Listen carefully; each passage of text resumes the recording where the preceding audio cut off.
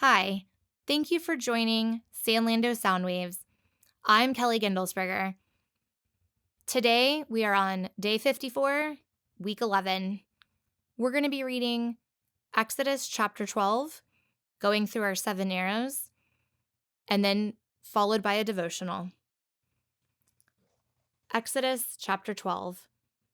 The Lord said to Moses and Aaron in Egypt, "This month is to be for you the first month, the month of your year.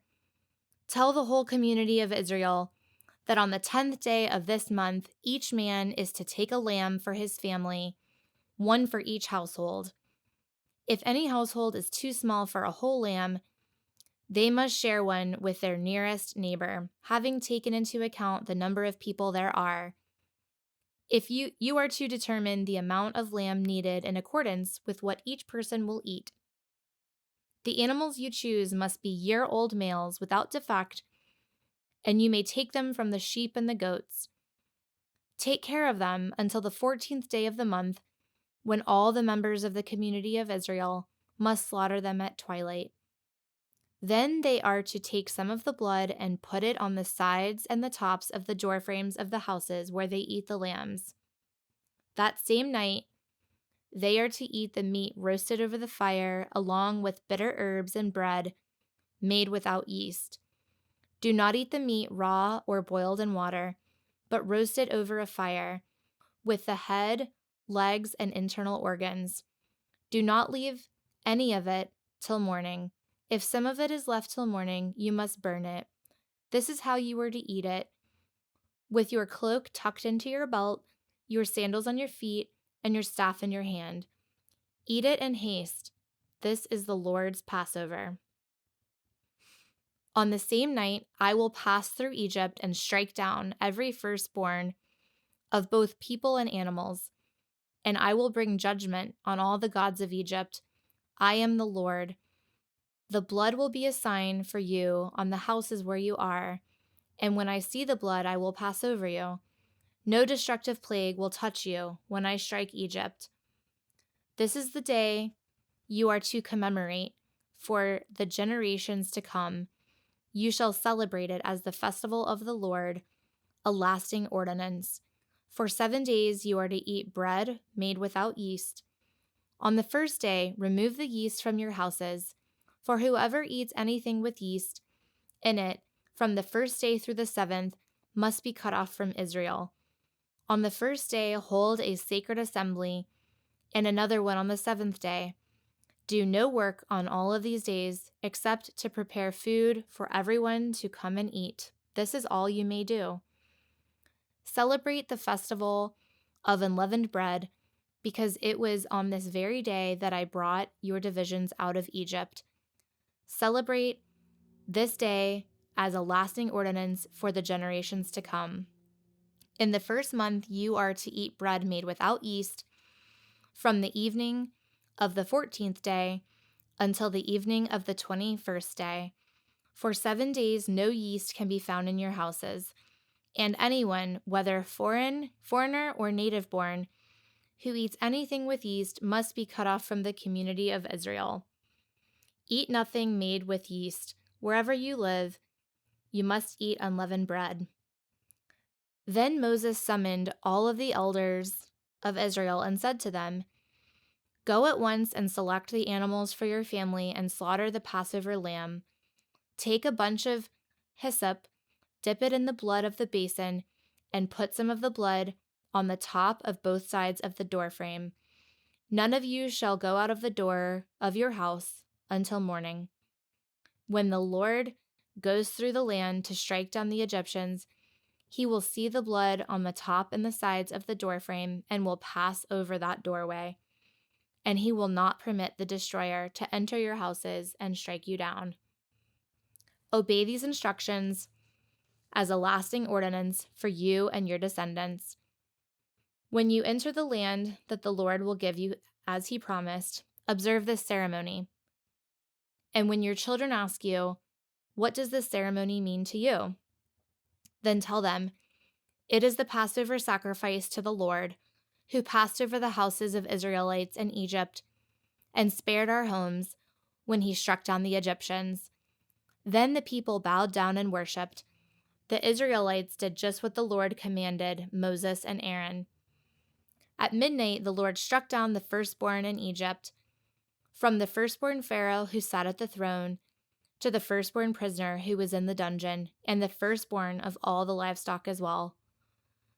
Pharaoh and all his officials and all the Egyptians got up during the night, and there was loud wailing in Egypt, and there was not a single house without someone dead. During the night, Pharaoh summoned Moses and Aaron and said, "Up, leave my people, you and the Israelites. Go worship the Lord as you have requested. Take your flocks and herds, as you have said, and go, and also bless me." The Egyptians urged the people to hurry and leave the country, for otherwise, they said, we will all die. So the people took their dough before the yeast was added and carried it on their shoulders, kneading troughs wrapped in clothing. The Israelites did as Moses instructed and asked the Egyptians for articles and silver and gold and for clothing. The Lord had made the Egyptians favorably disposed towards the people, and they gave them what they asked for. So they plundered the Egyptians. The Israelites journeyed from Ramses to Succoth. There were about 600,000 men on foot, besides women and children. Many other people went with them, and in large droves of livestock, both flocks and herds. With the dough the Israelites had brought from Egypt, they baked loaves of unleavened bread. The dough was without yeast because they had been driven out of Egypt and did not have time to prepare food for themselves. Now the length of time the Israelites people lived in Egypt was 430 years.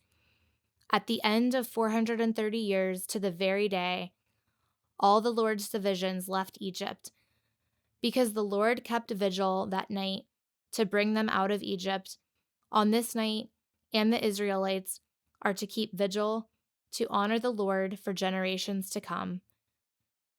The Lord said to Moses and Aaron, "These are the regulations for the Passover meal.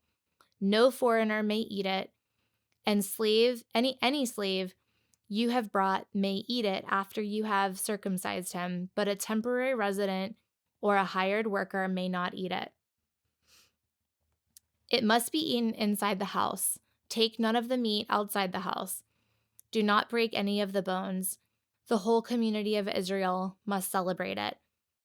A foreigner residing among you who wants to celebrate the Lord's Passover must have all the males in his household circumcised. Then he may take part in the one born in the land. No uncircumcised male may eat it. The same law applies to both native-born and foreigner residing among you." All the Israelites did just what the Lord had commanded Moses and Aaron. And on that very day, the Lord brought the Israelites out of Egypt by their divisions. Let's look at our 7 arrows. What does this passage say? What did this passage mean to its original audience? What does this passage tell us about God? What does this passage tell us about man? What does this passage demand of me? How does this passage change the way I relate to people? What does this passage prompt me to pray to God? Now for the devotional. God brought a series of plagues exhibiting to Pharaoh the power of God working to free his people and forcing the release of his people to the land of promise. Each plague demonstrated God's might as he used all that he created to execute the purposes and plans he desired. The final plague and God's miraculous protection of his people was reminiscent of the way he cared for Adam and Eve and their sin provided for Abraham when he prepared to sacrifice Isaac. The firstborn son of every family in Egypt was marked for death. Yet God promised to protect the children of Israelite families. Those who trusted God's word slaughtered an animal and spread its blood over the doors of their homes. When the angel came to kill the children, those who lived in homes covered by blood were spared by God's wrath. Once again, God saved those with faith in his promises, based on a blood sacrifice that died in their place. Thanks for joining us today. We hope you'll join us again tomorrow.